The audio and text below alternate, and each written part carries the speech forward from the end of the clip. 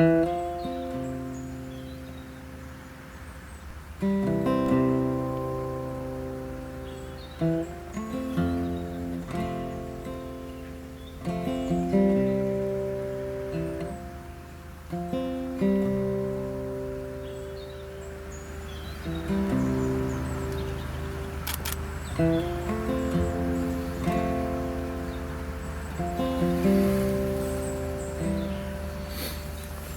only planned to be out for a walk today,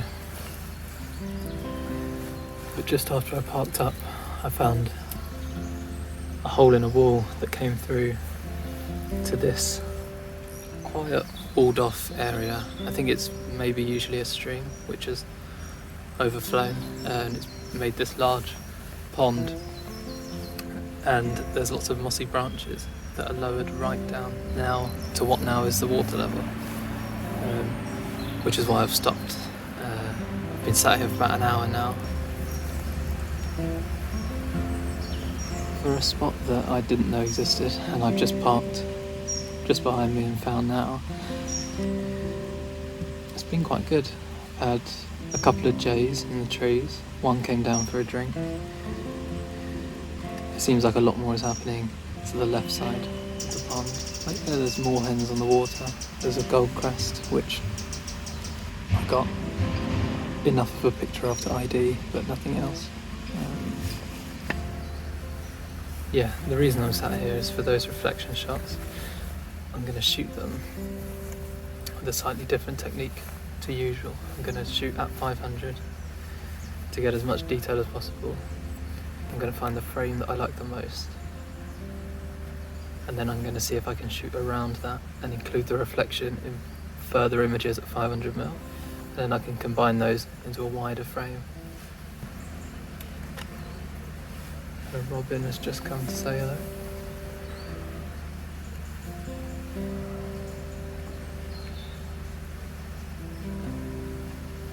That was the robin at the base of that tree there. It's the same spot as the wren was, but it doesn't seem that anything has a reason to go out onto the branches. Yeah, nothing was going to show up. So what I decided to do was shoot it anyway, and now in post I'm going to pretend that there was a pigeon there, and I'm going to Photoshop that in. It will look terrible, but it will explain the point. So the pigeon you're about to see did not exist. It's a phantom pigeon. The shot I wanted was portrait, and it had a lot more room at the bottom so that you could see the subject again reflected, and you can see the branches sort of go off into the distance. So here's what that would have looked like. Shooting at about 250mm. So that's the shot, 250mm. The odds of it landing on that bit of branch, extremely low. And I'm only here to walk through the nature reserve in order to find a new location. I didn't plan to sit here for 2 hours. So if I wanted to make that shot, but I wanted the higher resolution than my 24 megapixel offers, I'll shoot the same main photo again. And I'm going to shoot above and a few shots below, and then a few to the right and a few to the left. And that's all without refocusing or touching the exposure. Right, so why shoot like this? It seems more complicated and the result seems pretty similar to the original 250mm shot. Well, to explain it, let's jump into Photoshop. So what do we really gain from this technique? Well, this image on the left is the original composition. It's the frame that I wanted, and the image on the right is the panoramic creation. So the first difference is important. It's the resolution, which has gone from 24 megapixels to about 56, and that is a big upgrade. But it doesn't matter if an image is 100 megapixels or if it's 4. If it's a good image, it will be good, and if it's bad, it's still bad. What's important is the artistic effect of this technique. That's what makes it handy to know. So both of these were shot at f5.6, but there's a drastic difference in the depth of field when you look at the left one as opposed to the right one. Because I'm zooming out to 250mm, I'm increasing the depth of field and the amount of things therefore in focus. And so I'm starting to include distracting elements. These sticks behind, there's these sticks at the top left, and then there's a leaf which is almost coming down to the subject's head. But when you come over to the panorama, those elements have become much less distracting. The leaf is barely noticeable, the sticks are much less distracting, and the background has changed to where the most dominant factor of it is its colour, which at the time is what I wanted to capture. It was the warm light hitting the greens and the oranges. So I'm still at 5.6, but because I've extended to 500mm, the depth of field is much smaller. What we've obtained is effectively a 250mm shot that looks like it was taken at around f maybe 3. Right, so that's the technique that I wanted to show you. But let's summarise it. You do need to be close to the subject. You need to shoot the entire subject in one frame. And then after that frame, you want to lock down the settings. That's the exposure and the focus. And then you build the composition around that single frame. Simple as that. So let's jump back into the video and carry on from where we left off.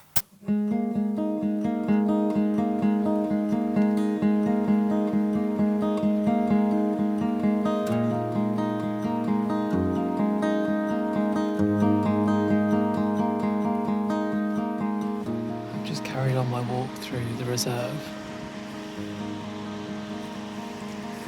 I don't know if you can see on here, just up there.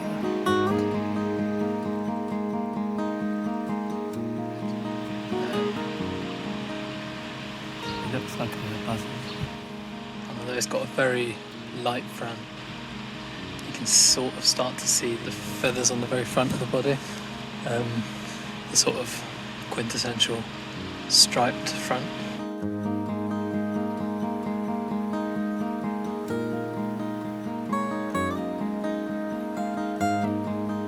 Well, just after that video it took off, but it flew downriver and around the corner.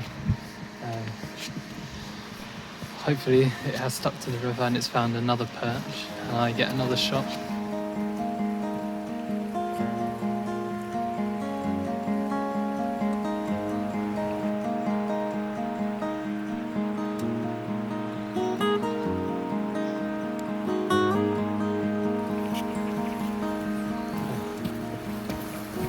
Okay, so he did stop. He stuck to this river and he stopped to about 20 feet that way. I'll show you.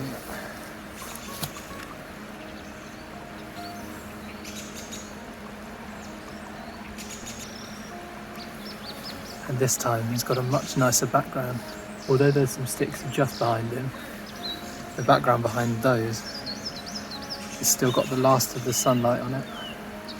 And it's far away enough that it will be nice and blurred. I think the trick to making this composition work is going to be framing the bird nicely with the sticks that I'm not going to be able to get out of focus. So as you can see, there's a load of sticks. Okay, so let's mute me for a second and I'll show you the picture from where I'm stood in the video. Okay, it's a nice picture. It has the background I wanted, but right now to my eye as I'm stood there, it doesn't look balanced. And it doesn't look balanced because of the sticks that I mentioned before, the ones that I can't get out of focus. These 3 sticks and then the perch that comes across the bottom, they make a square, a natural frame for the subject to sit in, but at the moment it's not in the centre, it's weighted to the right. And so as I move around physically to the right of the path, I can keep the compositional elements I like. In fact, I could improve on the background. I've removed the sky from the top of the picture and it's all like a uniform gold now. But most importantly, I'm bringing the bird into the centre of its natural frame, which for me makes a much stronger image than before. Now this is a great example of when you're really happy with a shot, but it's worth spending a little extra time examining the picture that you're happy with and checking that everything is nicely balanced, because balance is so key to a good picture. And I would have happily walked away with the first shot, but I'm very glad that I noticed that square, because for me it makes a much stronger image. Okay, let's jump back into the video and see what I was talking about. we're going to use these people that have just walked past. They haven't noticed them. They're going to bring attention onto the path, which is going to make him look towards us rather than across the frame, which for the past few shots it has been looking.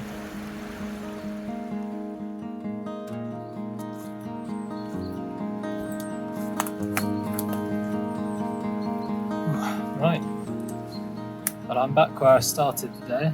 I've now realised that everything was happening on my left because having walked around there are bird feeders on the corner, which is why it's always good to know where you're photographing so you don't spend a couple of hours waiting for something that won't happen. But it was a nice place to sit and eat some lunch and do nothing in, so it's not the end of the world.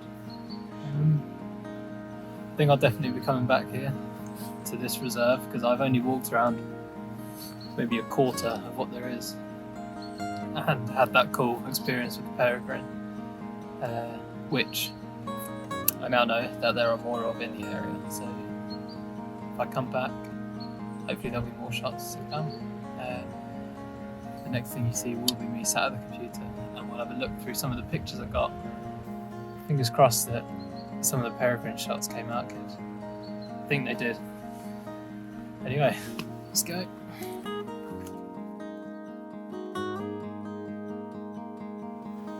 And that's it, that's all the pictures from the day. So let's take my favourite one and throw it into Photoshop. My laptop is about to get real loud, so apologies for that. First things first, I'm going to crop it to where I was envisioning the crop to be. And this is unconstrained. And I'm going to start here about halfway into the stick. I like whatever I've got in the frame. If it's going to be leaving, I tend to like it to leave on a corner if possible. And then I'm going to come this way. I'm not going to include this large amount of this black area over to the right. It's too distracting. But I'm going to put the bird on the right hand third of the frame, about here, and I'm going to give it enough room beneath for it to be looking into. There's our crop. And let's do the basic adjustments you have to correct for the camera. I won't cover sharpening now, we'll do it in a different video. Right, so let's start with the white balance, and I'm going to set it to shade, but I'm going to bring it down. It looked like it was being forced to be warm rather than it naturally was warm. So I'm going to keep this around here. Well, so when I shot the picture I had to expose for the highlights, right? The trees behind are much brighter than the bird is, and I don't want to lose detail there.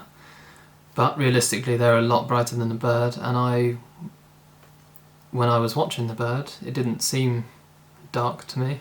So I'm going to bring the exposure up to 1.15. It seems very bright. We're going to use the highlights to bring it down. We're not going to touch the shadows as drastically as we're touching the highlights here. They're going to come up slightly because I want the areas below the branch and up here as well. I want those to be less deep, but I don't want to affect the bird too much. Around 30 is a good amount. Right, with this black slider, I can take it up to around 40. And what that's going to do is these areas that are very dark, in fact they are black, it's going to take them from being perfect black to being like a really dark grey. It's more of an aesthetic choice than anything else. It's a style that quite a lot of people use at the moment, and I really like it. It flattens out the image a little bit. I don't particularly like really heavy contrast. Okay, and then the last thing on these basic adjustments is a touch of saturation, and I'm only doing a touch here to bring the whole scene up, and then I'm going to go into the HSL adjustments. And although I'm doing this in Camera Raw, you could be doing this in Lightroom or even Lightroom Mobile. These types of adjustments are all there. I'm going to go on the HSL adjustments, into the saturation tab. And now for me in this, when the overall saturation was brought up, the greens they're too bright. So the greens are coming down. They're not going to come all the way down. They're a vibrant part of the picture. But around there looks good. And then I'm going to bring the oranges up. So earlier, when I could have taken the warmth up entirely, instead of doing that, to do it more accurately, I'm going to make the white balance accurate, and then I'm going to go into the saturation and bring the oranges up. So any oranges in the picture will get brighter. I don't want to go too saturated because it will affect the bird's feathers as well. Well, I can mask that out if that becomes a problem. And I'm going to take the yellows up slightly as well. There we go. So those are the basic adjustments. At this point, if it was going on my website, or if I was getting it printed, it was going in Portfolio or something, I'd be opening it in Photoshop and I'd be doing accurate sharpening. But we'll cover that another time. So I'm going to open it in Photoshop just to add my border, as I always do.